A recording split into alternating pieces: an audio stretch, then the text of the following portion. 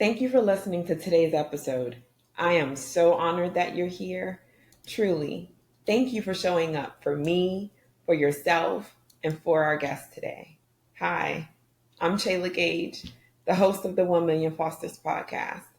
I bring to you all of my experience in HR, interviewing, and hiring talent for Fortune 100 500 companies. And I bring to you my lived experience as a youth in foster care. 1 Million Fosters is the combination of all of that. Lately, I've been hearing a lot of sentiment that we need to hear some goodness. We need to remember our resilience, and we need a reminder of who we truly are. That's why I bring to you 1 Million Fosters. Foster alumni are a part of a community that has seen a lot, and we've walked a terrible road. A road that's been rough and tough and painful. Through it all, we're here. So let our stories replenish your thirst for hope and remind you of who you are at your core. Because today's guest just might challenge how you see resilience. Eric's story is one of heartbreak, abandonment, and pain, but his is also a story of hope and healing and gratitude. Because resilience isn't about avoiding the storm. It's about learning to dance in the rain. Family, thank you for listening in to 1 Million Fosters. I am joined today by Eric Kellum and very excited to have this conversation with you today, Eric. Thank you so much for joining me. Thanks for having me. It is Kellum, like tell 'em or smell 'em. Yeah. Kellum. Yeah, but I'm used to it. I went to the store. I went to the doctor or pharmacy to pick a prescription, and they say Kellum.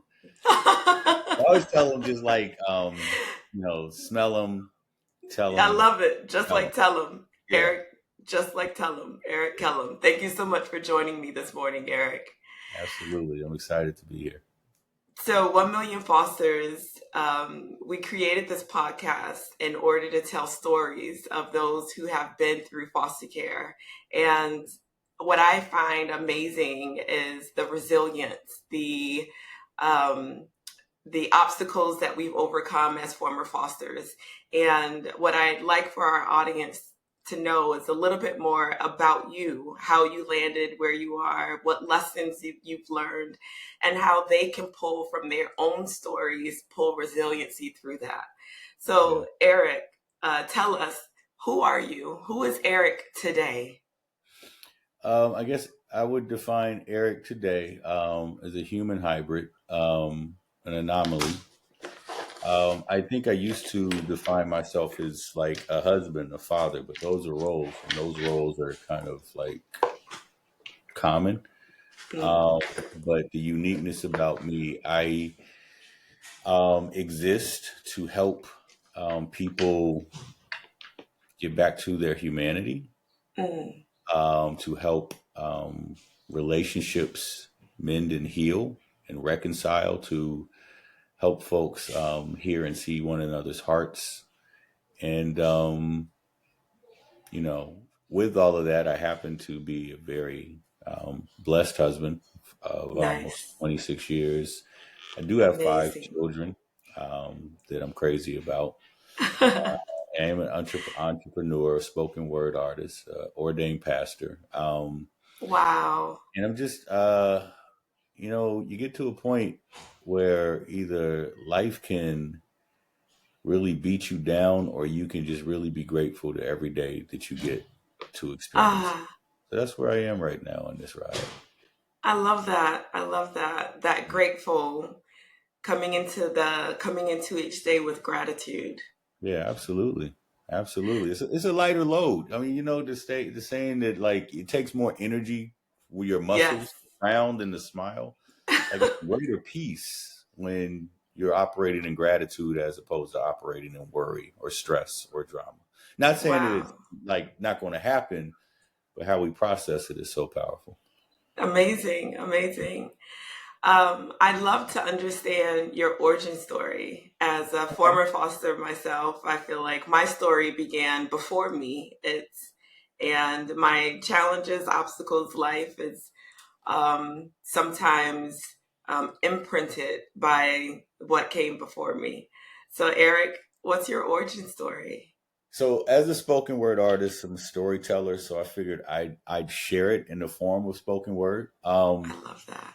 I think it's maybe 4 to 5 minutes. So if you want to edit it or chop it up, I'm just going to read the whole thing. If you need to chop it up, that's cool. I am on the cusp, on the brink of being 50 in January. Yes. So the weird part, and it's not weird, but this origin story comes from the vantage point of 5-year-old Eric. You'll hear that in the tone. But this is probably where I remember it all starting. It's called Abysmal Yonder. Okay. It's really weird when you're just speaking to an audience of one, which is good, but it's okay. All right. I remember the day my mother died. I did not cry. I sighed. There was no bitterness, no pride. It was probably the first time I realized my soul was paralyzed from being sucked into this dismal abyss.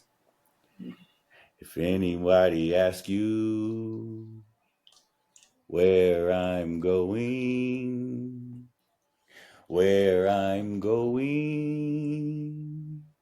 soon. You said we were going on a special trip, and while we didn't have a rocket ship, little did I know that this trip would insist in launching me into an abyss that would take me the next 30 years to escape or dismiss. And the aftermath of this abyss has left my heart with an undesirable paralysis up until this very day. What a ride. You said we were going on a special trip, and I knew that meant a lot of walking or long bus rides because we didn't have a ride, but you got no whining from my lips because all of our previous trips together were perfect. It was me and my mommy and me. And as far as this kid was concerned, that's all a 5-year-old would ever need. I mean, I heard about a daddy, seen one on TV. Maybe those were out of stock when it came to me, but it didn't matter because our trips together were perfect. I remember walking wouldn't seem so long as you would sing, and with your most beautiful voice, you would sing your most favorite song of choice. If anybody asks you where I'm going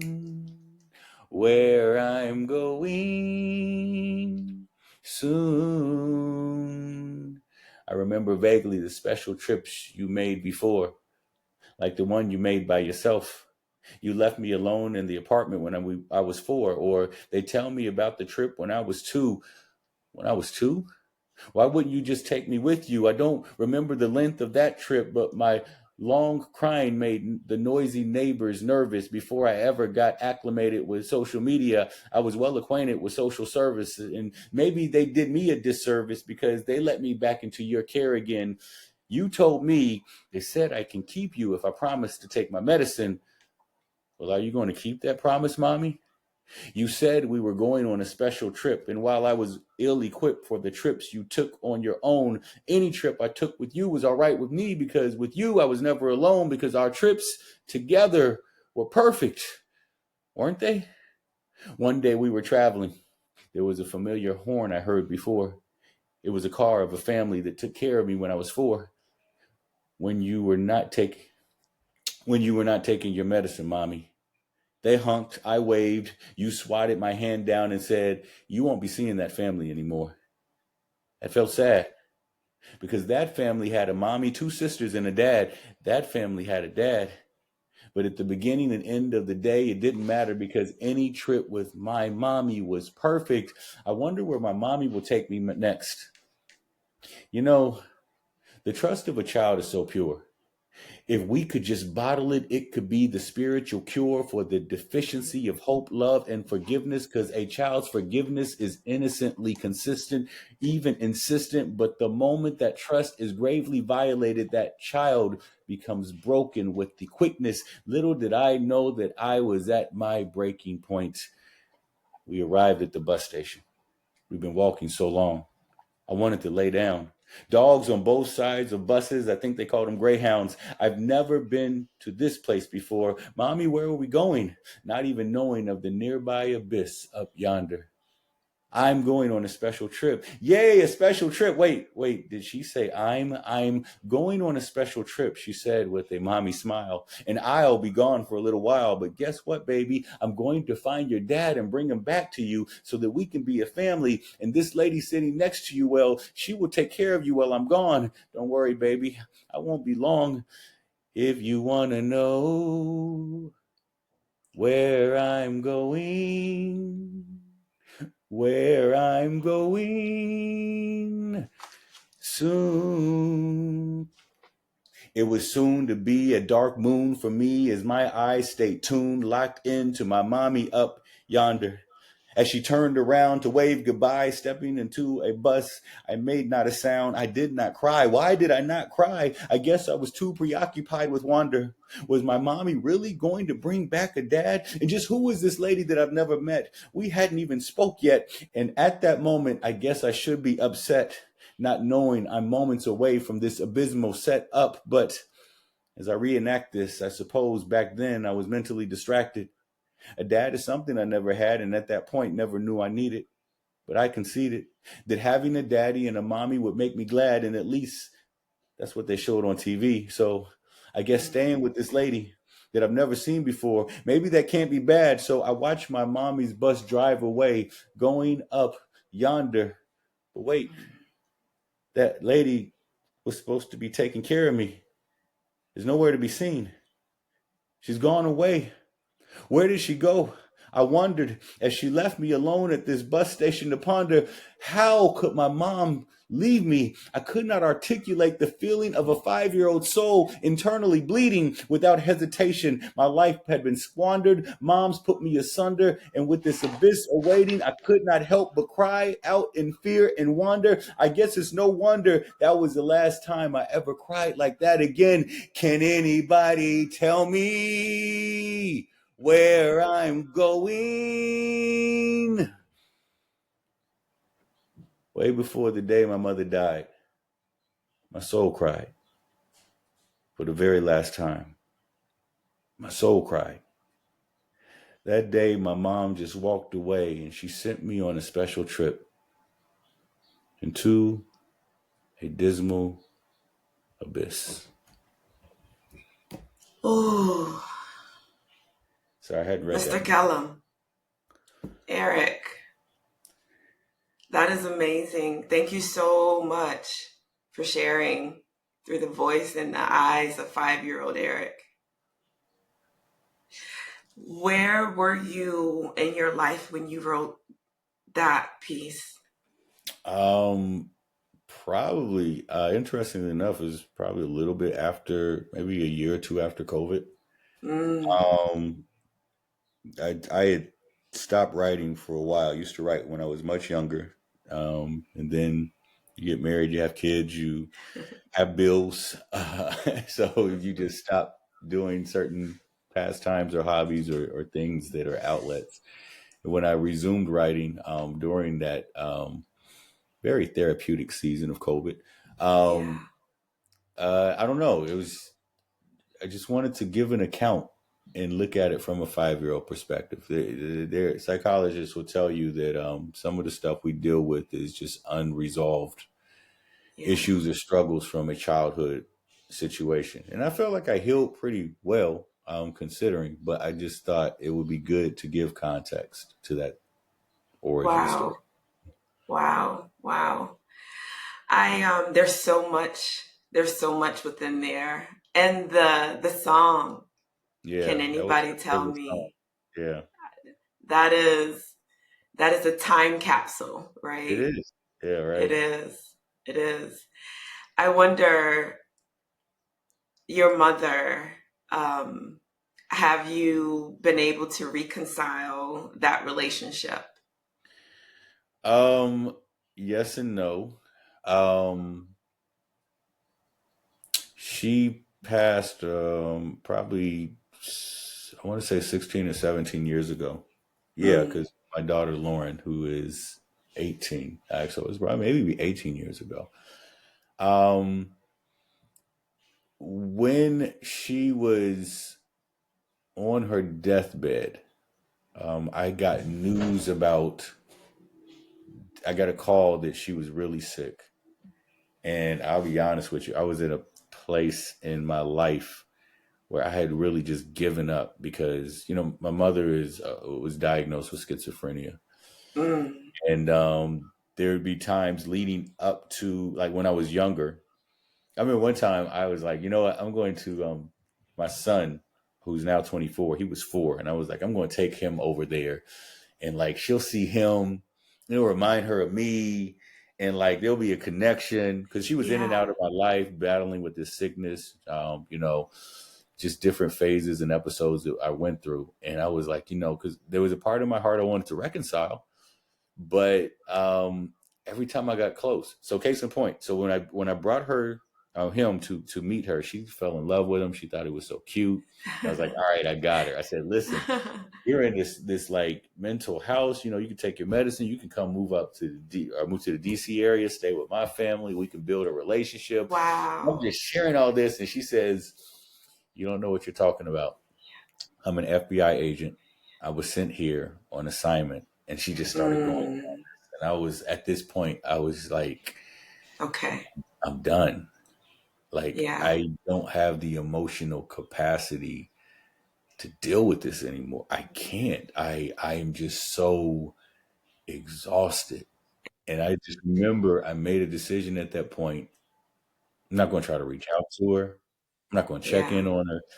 So then you fast forward, not long after, because if Eric was about 3 or 4, and he's about 6 or 7, he's 6 years older than Lauren. So Lauren's born. I'm sorry, I'm doing Yeah. timelines based on my kids. The kids, I do it too. So I get a call. I just know it's about 17, 18 years ago. I get a call and they tell me that my mom's really sick. And my first reaction or response is, okay, well, I'm sorry to hear that. Like I literally had gotten that cold. But then I just Yeah. felt conviction like I needed to go. Mm. So I got a plane ticket to go to Dayton, Ohio, where I'm from. And I went into the room. And I didn't even know I was going to do this. My aunt was in the room and a cousin, and I asked if they can leave. And my mother, she was in a comatose state, but I believe she could hear me spiritually. And, I said, I grabbed her hand and I said, I would love for you to come out of this because I still, even after all of this, would like to build a relationship with you. Amazing. Um, but I said, I understand you're tired. And if you just want to go, then I understand. Um, Eric. and about a week or two later, she passed away. And I didn't cry. And I reference it like I feel like the abandonment that I went through. Like if you go through something traumatic, if you go through a physical car accident, you may walk out or come out and never walk again. And many times it was difficult for me to cry for certain things that normal people would cry about. Mm. But one day I was driving and I heard this song. Um, this is a Christian contemporary song. This is not normally on my playlist. I'm a hip hop dude, but the group is called Third Day, and the song is "I've Always Loved You," and it's really a song that God is singing to people. Don't you know I've always Ah, loved you, even before there was time, and don't you know I've always loved you, and I always will. But as I was listening to it, I felt this thought that that's what somewhere inside of Rosalind, my mom's name, that's what she was trying to sing to me. That this sickness mm, had taken its toll, but she always loved me. She just couldn't get back to a place of articulating it. And that just messed me up. amazing. And it messed me up. Like, I don't have a lot of regrets in life, but I think one of my biggest regrets is that I gave up. And this is what I tell people: like, if you have access to your parents, I don't try to mitigate or discount or discredit how crappy the relationship is. Yeah. But if they're still alive, even like I think if we trick ourselves, like I'm still trying to go play catch, Or go have the moments like we had when we were Yeah. kids. If you trick yourself and still trying to get that, you may not. But if you let that be something that discourages you to just appreciate them being alive and that you can have memories that you can make, they may not be the normal memories because we foster, we're not going to have a normal story, right? We're like Right. X-Men, we're like mutants, but that's okay. But Superpowers. but as long as they're alive, like I don't have I have like maybe a handful of memories because I gave up. Yes. I could have created more memories, but Oh, I gave Eric. up. You understand what I'm saying? So I don't beat myself over the head with it, but it's something that has helped me. Like whatever you learn in life, you apply it. So Yeah. Yeah. Yeah. Thank you for sharing. There's so much in there with the regret of giving up, the how amazing that you were able to have last words. There's a lot yeah, of us that don't have that. And so I would say to you, as someone who's often thinking, what will I do when I get that call that my birth mother is no longer here? I, as someone who's been through it, or I am now listening to you, someone who has been through it, yeah. and I hear and see your pain, I would ask that you give yourself grace. I don't know if you've given up or if you were really giving yourself an opportunity to live differently by not holding on to what was there. And sometimes that letting go is better than holding on. So I would ask that that regret, you take a second look at that. I hope that you don't have that over your head for too No, I much don't. longer. I don't. It's a waste Good. of energy to like. And when I maybe regret, I know regret is a strong word. Yeah. There's not a lot in life that I would do differently. And I've done Mm. very stupid things. But I'm saying if there's one or two things that I would do differently, and the reason why I wouldn't is because I do believe that you learn lessons in the defeats Yes. as much as you learn in the victories. But if there's anything I would have done differently, maybe regret was too heavy.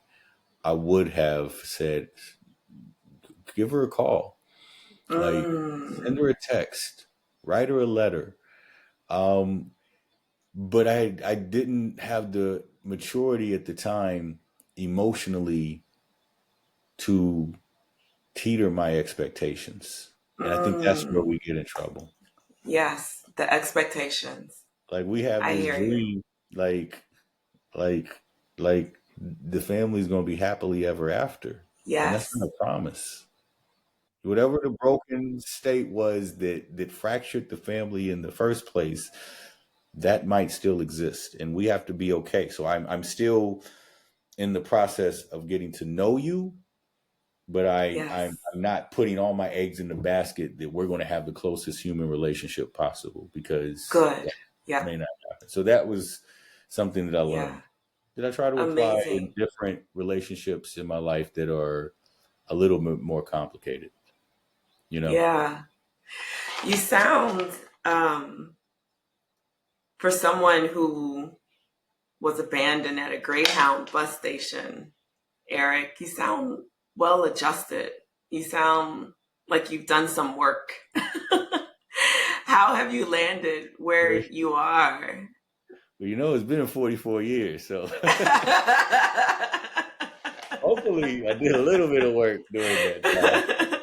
Um, I am What the has type. been your inspiration? What has led you to be the man you are today? I mean, it'll sound cliche, but I have to definitely say God.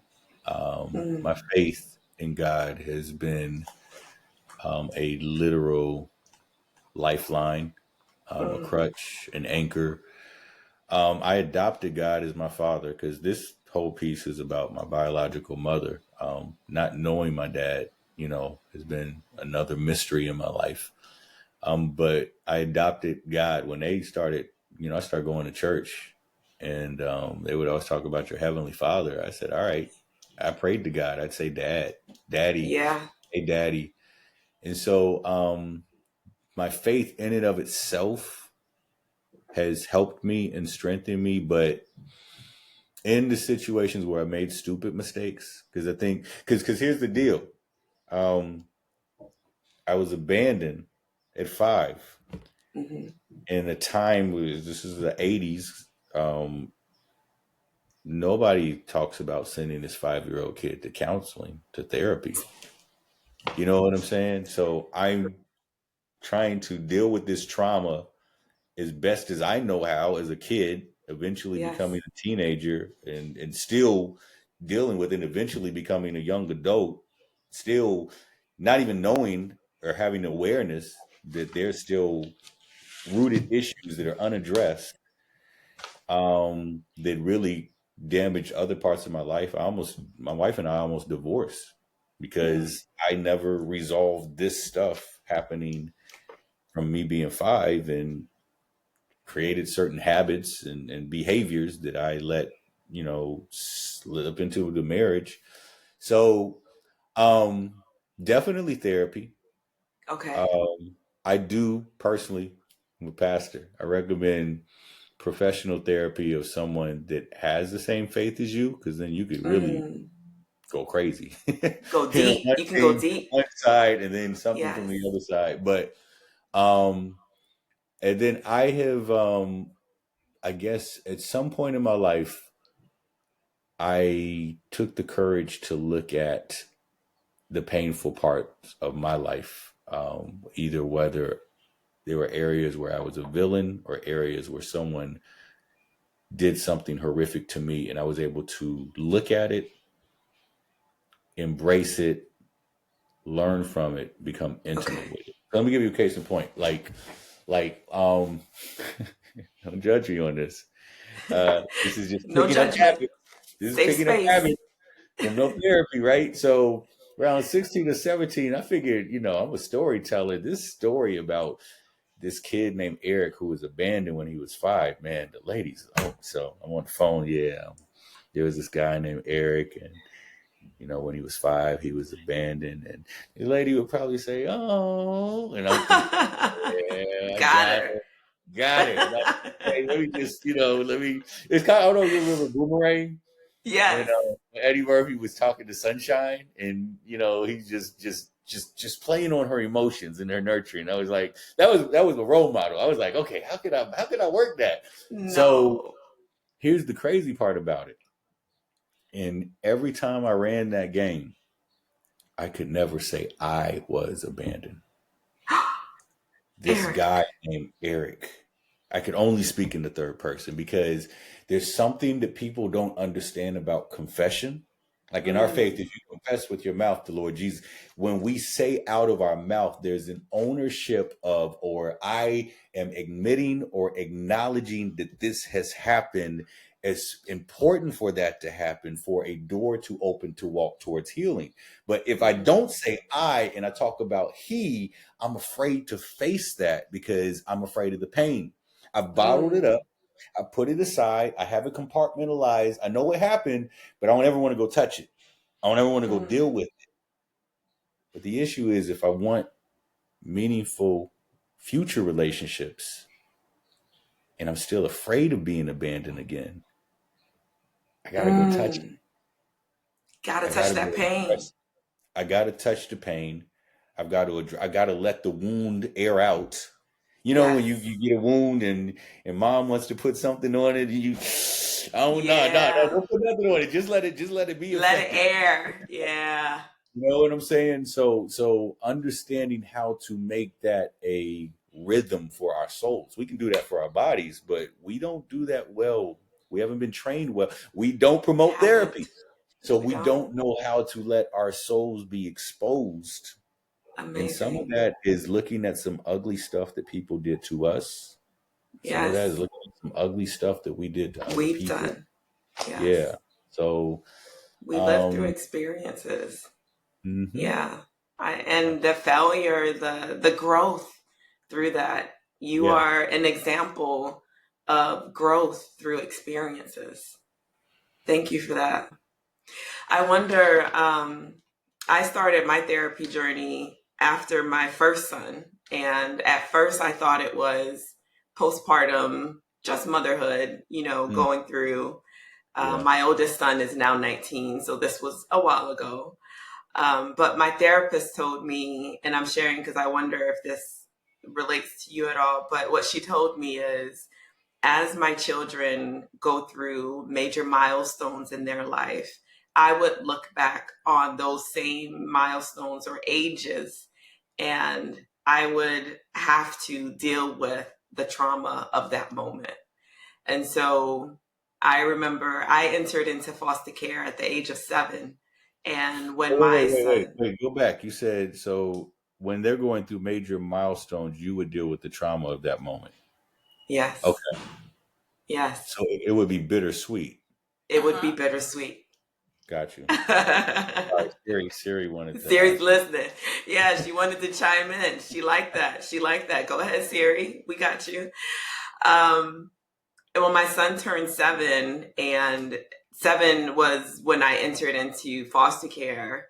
And when he turned 7, I had this real realization of, am I truly his mom? What does being a mother mean?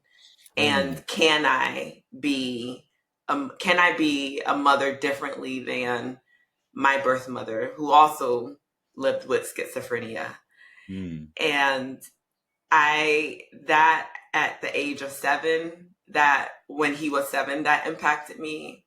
When he turned 10, and at 10, I went into my first group home. And it was where I became responsible for my brother at the age of 10, solely responsible for him in group. And I realized when he was 10, I found this different type of power or strength that I got this, I can do this. And my son was 10 at that time.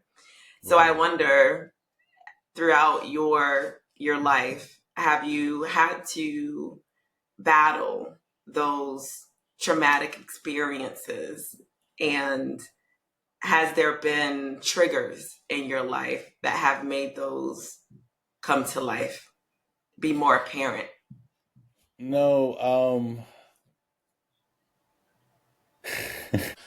the majority of my battles um ended. I had a fight. I had this big fight. So let me backtrack. I believe that what we go through, I believe in generational curses. Mm. I believe that there are spiritual assignments, spiritual influences that try to discourage you. I remember at 6 or 7 years old hearing thoughts, you must be a mistake. Ah, Your mom didn't even want you around. You have to be a mistake because your dad doesn't even want to know you. Now I'm 6 or 7 years old. So like, how do I come up with those type of thoughts on my own? I'm not in the environment. My step grandmother did everything she could. She didn't speak that into my life. No one mm, around me said that to me. But I remember hearing those type of thoughts. And I didn't know what to do with those thoughts at that time. But when it really got crystal clear, I found like I grew up in the church. I knew at an early age God was calling me to do something, and I came from a service one day. I was sitting on a metro, and I felt like I heard a demonic voice. It wasn't an audible voice, but it was like a conversation in my soul, and it said, um, "Your mom had mental issues. Your grandma had mental issues. What makes you think that I'm not coming after you next?" Eric.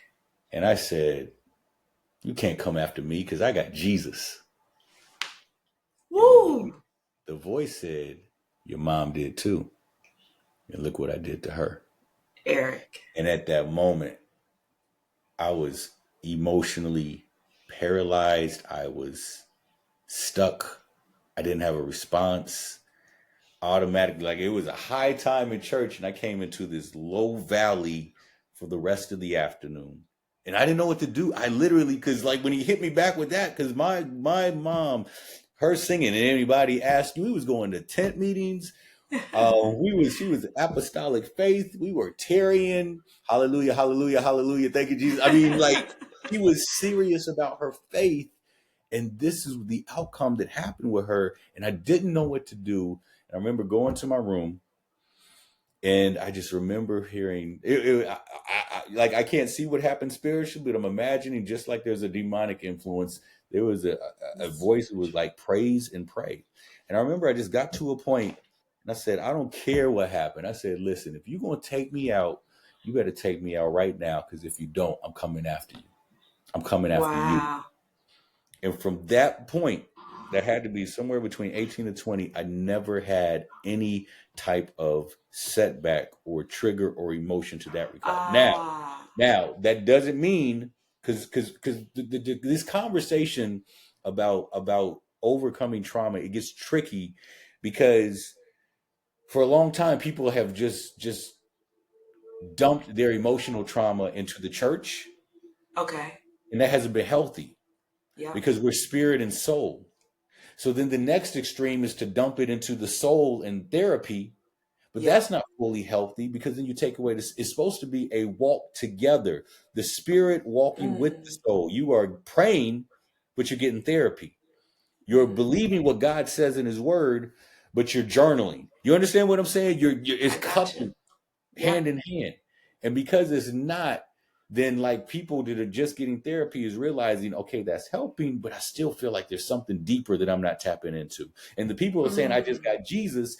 They're standing on truth, but they're not unpacking or letting the womb breathe, like I said earlier in the video, because they're not having the thought and feeling and just getting that out, and because they're afraid to. Because if I say something like that, it'll contradict that I'm blessed or highly favored. You know what I'm saying? Or they'll feel like they're making a lie out of their faith, and it has to walk together. So I'm saying all that to say, I don't know what happened spiritually, but at that moment, I didn't deal with triggers that led me to like depression or sad moments or tough moments, but I looked at it in a different lens. And actually is an excerpt from another piece. It's called Vicarious. So it's a different lens of me living vicariously through my kids.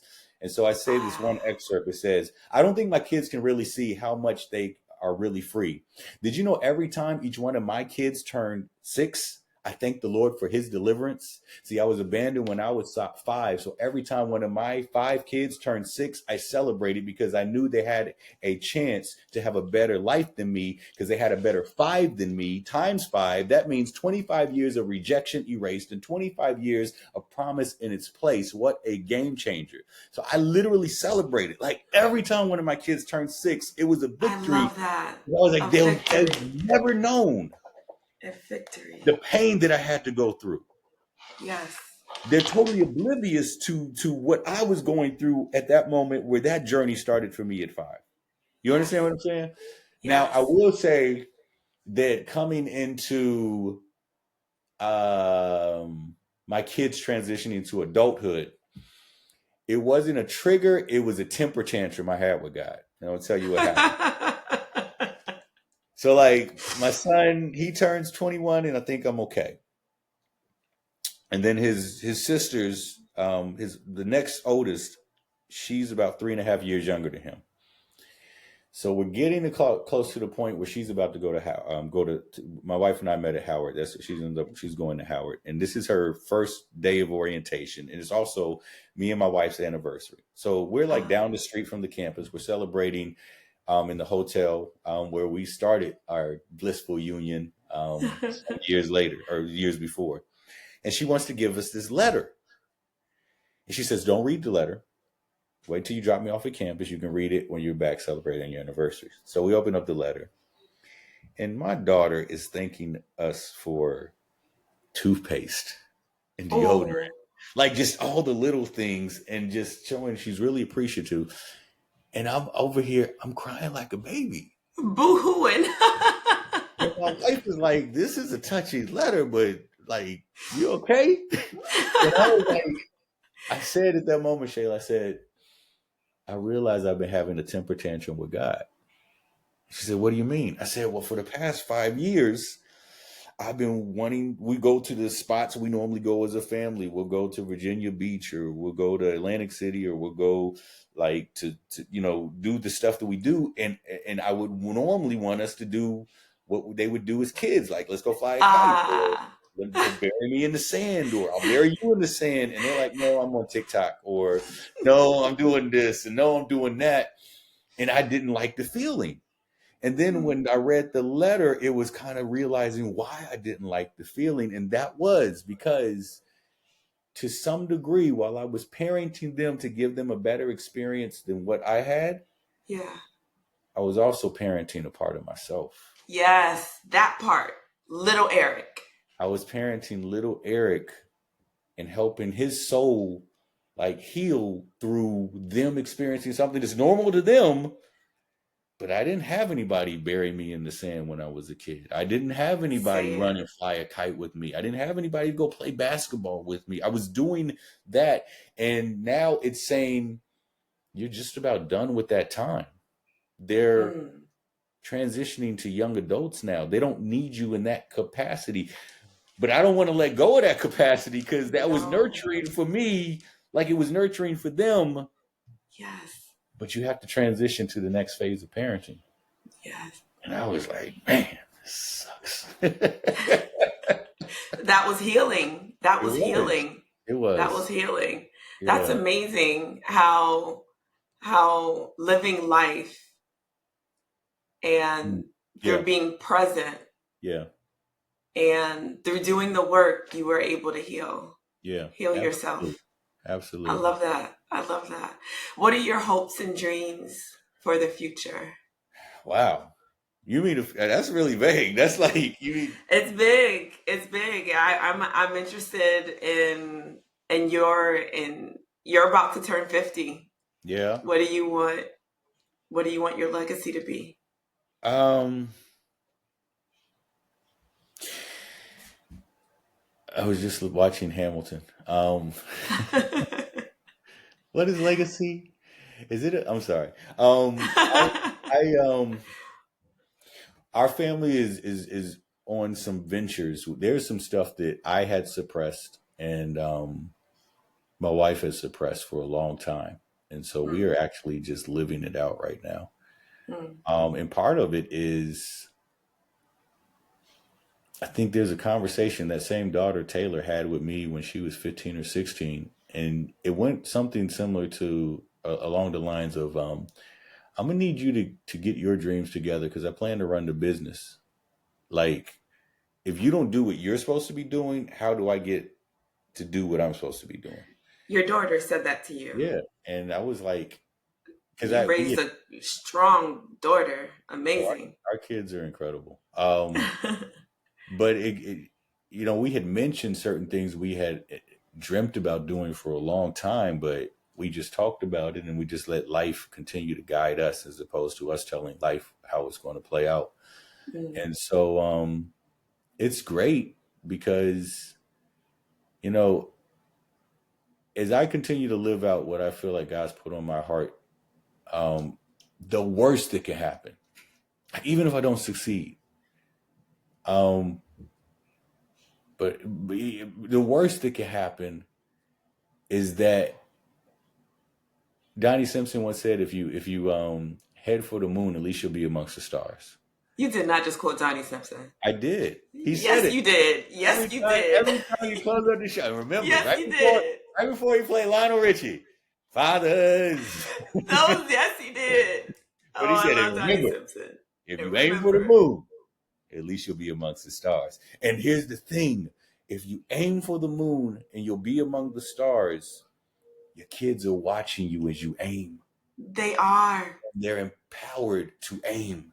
They are watching. Like, I'm going to have to close out with this other piece. It's called Carefully, Vicariously. And it's because my kids, that's my legacy. At the end of the day, like, for them to live a better life and have holistic families and continue to walk in this direction of what Kellum was supposed to do before this setback happened. You know what I'm saying? Like Wow. if I get accolades as far as these books that I write or spoken word pieces that I do, or we launched a church, if that grows to a certain amount, that's great. Yes. But at the end of the day, like when we come together as a family, there's songs that I've taught them on purpose, and I've told them, like, I want this to be a song that's a family song that, like, generations after I'm dead, my great great great grandchildren sing this song. I want, Oh, like, oh my gosh, I mean, Shayla, it becomes realer for us because we can't go back to our great great great great grandparents and track no, anything. no, We don't have any reference no. whatsoever. And it's kind of put us in this type of mindset. Well, if I don't have anything, what's the point of documenting it or making something for the next generation? So that's That could significant for me. be. Yeah. That's significant for me.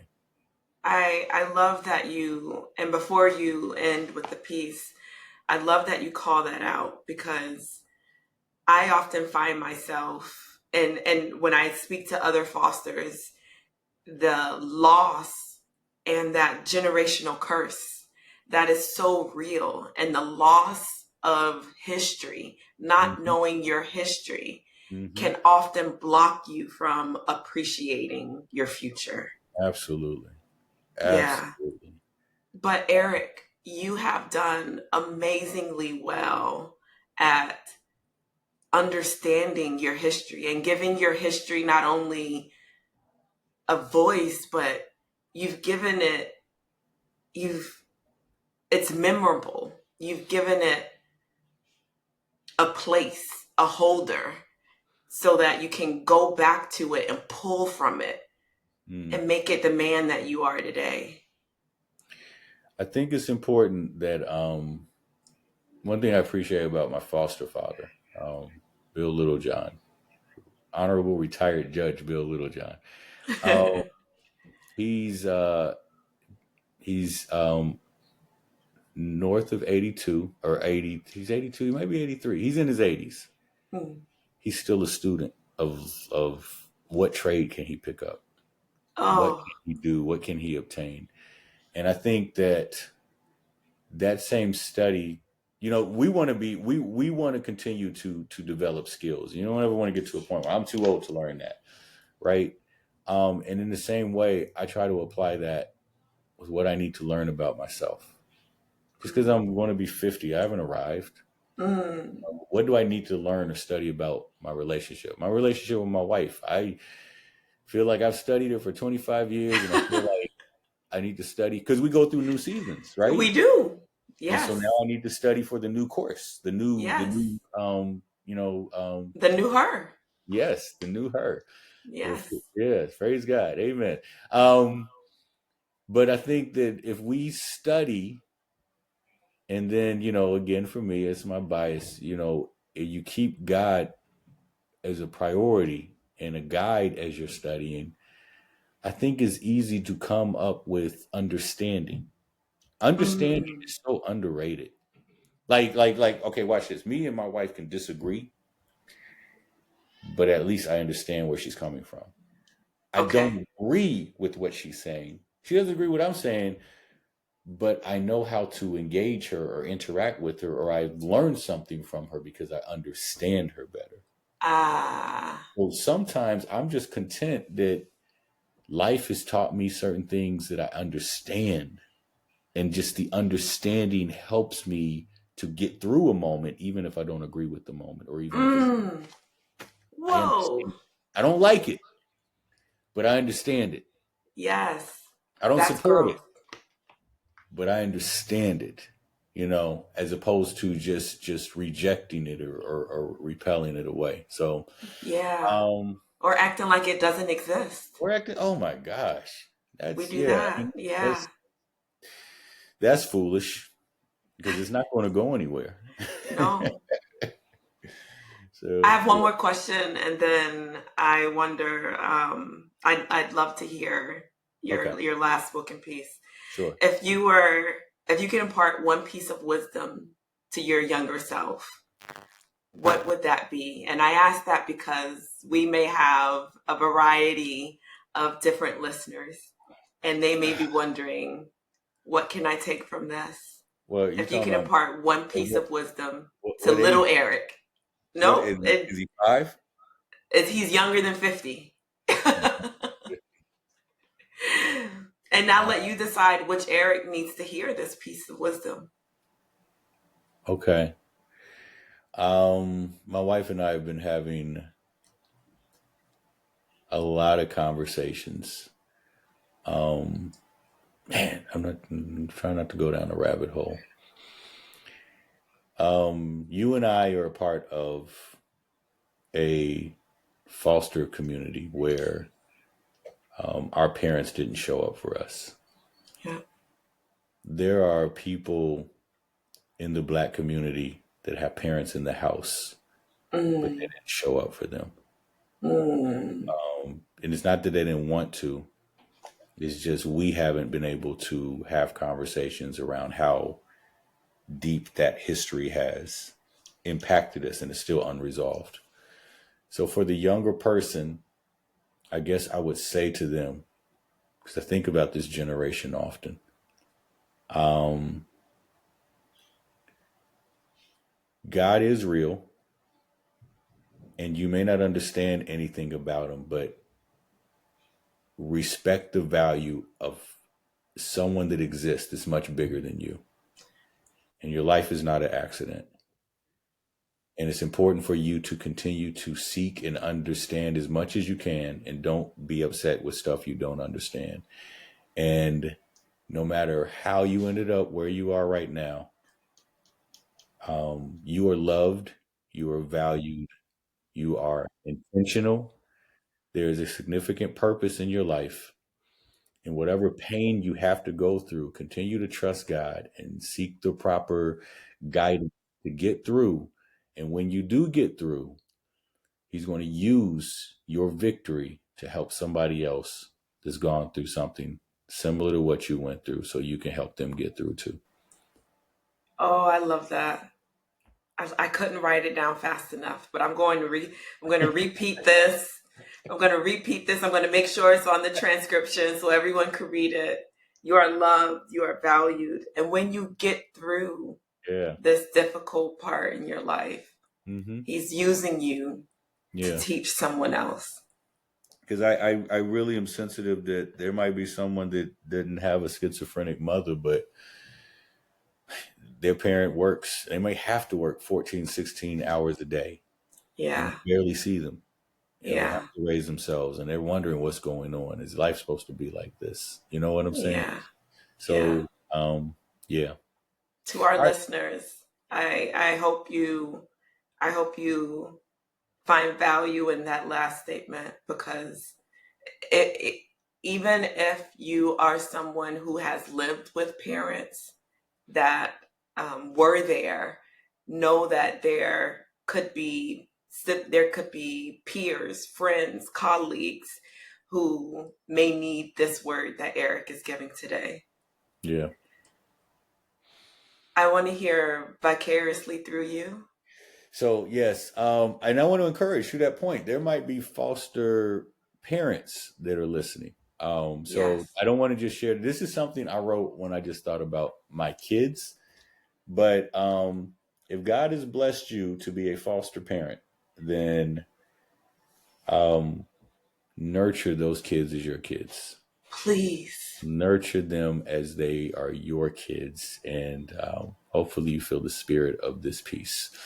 I carefully live vicariously through my kids carelessly. Say that again. I carefully live vicariously through my kids carelessly. I try to teach them to live careless, to cast their cares away and only care about today, right now, the music, the cipher, the moment, to own it, to never let it go. They only get one shot. Shoot. Sometimes, I'm sorry, sometimes I lose myself and get carried away. I carefully live vicariously through my kids carelessly.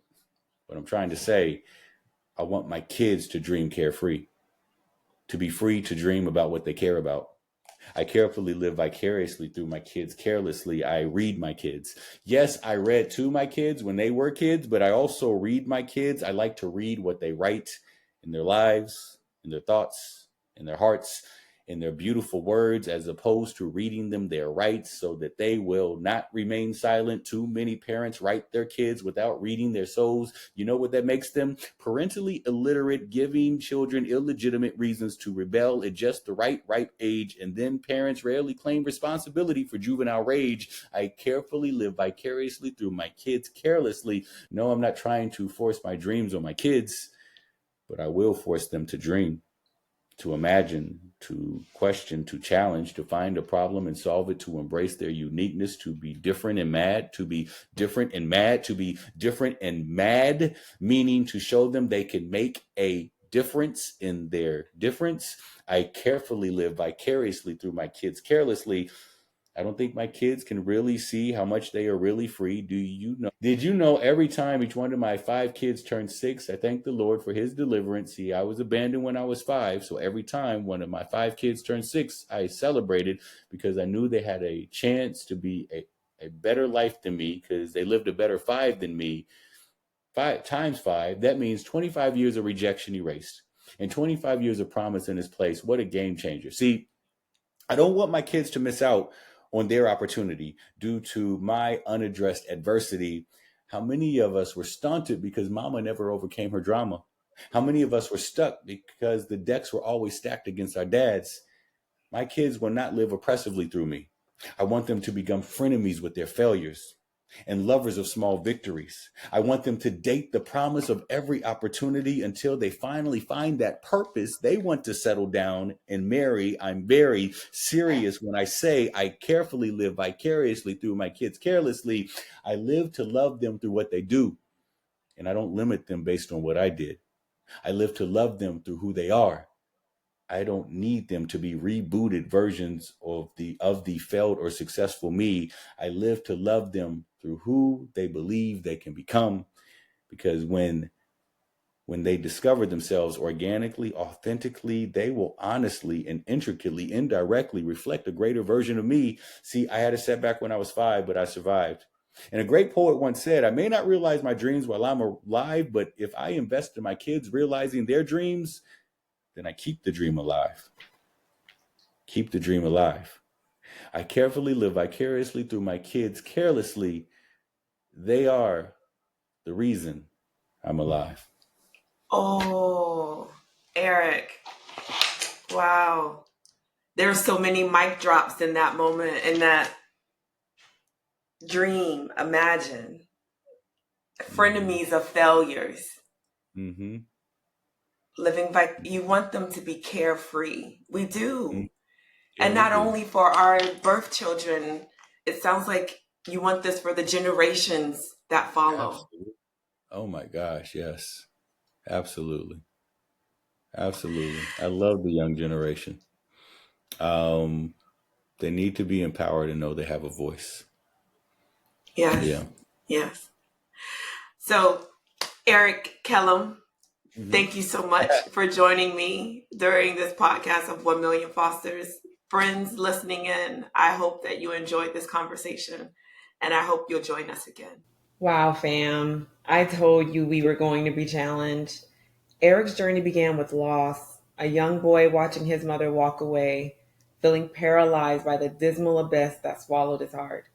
His childhood was a series of trips he never wanted to take, filled with loneliness, rejection, and heartbreak. But through it all, Eric chose something powerful: gratitude. You could see it in his smile when he talks about his wife and kids, and the way his memories are rooted in milestones and love. I felt that. That gratitude became his foundation. Today, Eric is a husband, a father, a coach, a pastor, and an entrepreneur thriving because he learned to thank God for the journey, not despite it. So, sometimes, if you're feeling overwhelmed by your story, remember this: resilience is possible. Gratitude, that's the key in transforming pain into power. If you love a good challenge like me, then today, choose gratitude, because your best days are still ahead and your story isn't finished yet.